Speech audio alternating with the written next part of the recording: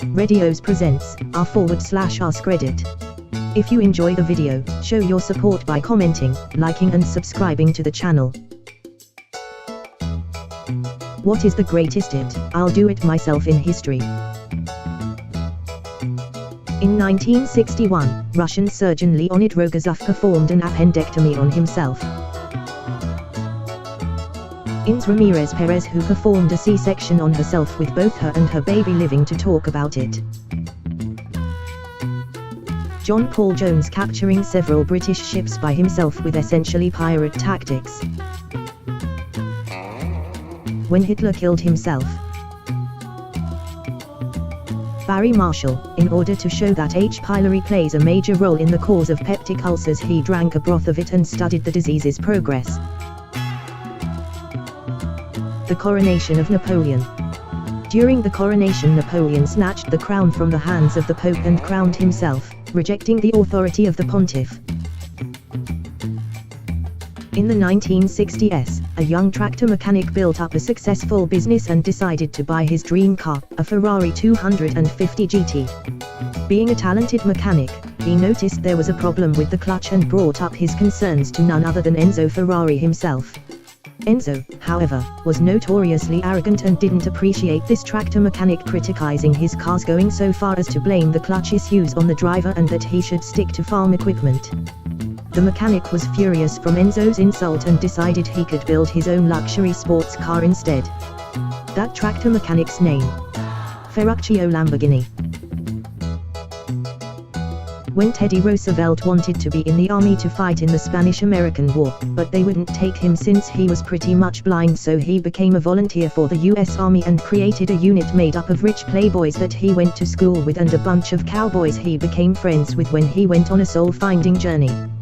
They used a private yacht to go overseas. The Federalist Papers. Hamilton wrote the other 51. Leo Major took the town of Zwolle, Netherlands, on his own, from the Germans during WW2. Juan Pujol Garcia was a Spaniard who created his own counterintelligence operation for the Allies during WW2. Initially he approached British and American intelligence offering them his services, but both countries rebuffed him.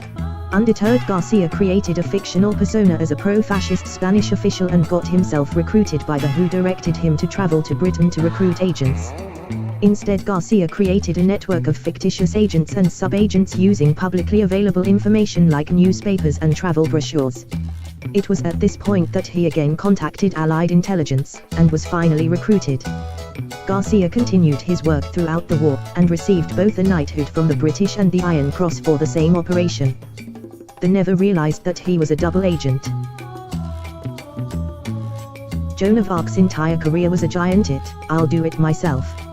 She had no military experience, she had no money, and she was only in her mid-teens.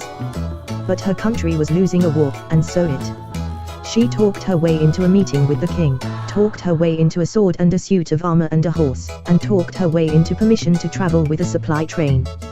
When she got to the siege, the guys who were actually running the siege treated her like a mascot, but she crashed war meetings where she hadn't been invited and pretty much told everybody to go themselves.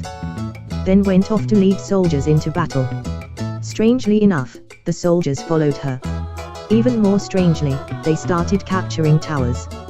Then she got shot in the shoulder with a crossbow bolt.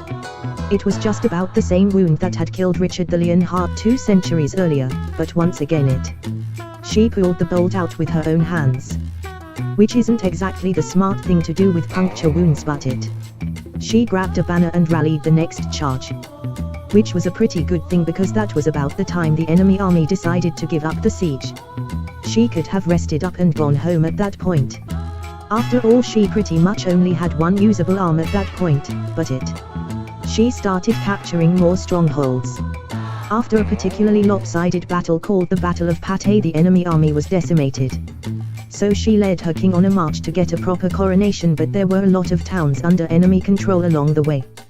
This could pose a problem, but that string of towns switched without a fight. Because she had the whole army with her. Then there was no formal role for a peasant girl from the middle of nowhere at a royal coronation, but it. She stood beside the king holding her banner while he got crowned. Now, as an example of exactly what bad shape things were generally for France at that point, Paris was behind enemy lines. Once again, she attacked Paris. And once again got shot, this time in the leg. She refused to leave the field and kept directing troops. At about this time the political scene at court started turning against her because she was getting far too powerful, far too fast, and she was chronically insubordinate. She didn't get the chance to lead the main army again, but she kept leading small forces.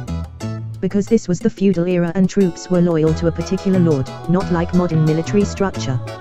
So there were noblemen who respected her accomplishments enough that they invited her to command the troops under them. How she figured out tactics so fast without any experience is kind of a mystery, but a lot of it seems to be that she was aggressive and pushed an advantage at a time when the norm had been demoralized and timid. They also said she had a knack for artillery placement, artillery being mostly crossbows and really primitive muzzle-loading proto-cannons.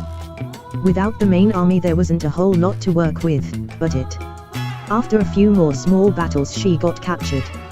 She did her level best to escape and nearly broke free, because you probably heard about the rest, a kangaroo court trial where she sparred with her judges verbally every day. Several transcripts survive where she threatens her judges to fear for their souls. All of them were learned churchmen including a bishop, but guess who's the only person from that courtroom who got made a saint? Edit.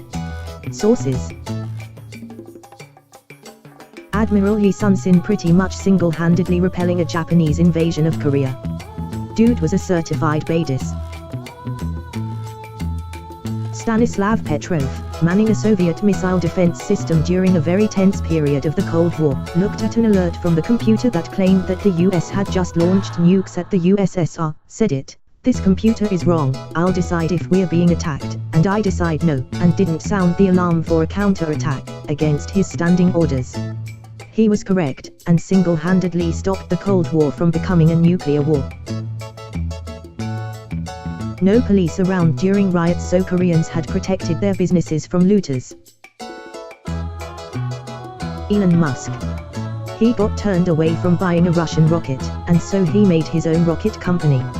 Several years later and he's bankrupting the people that turned him down. Thanks for watching. Don't forget to comment, like and subscribe.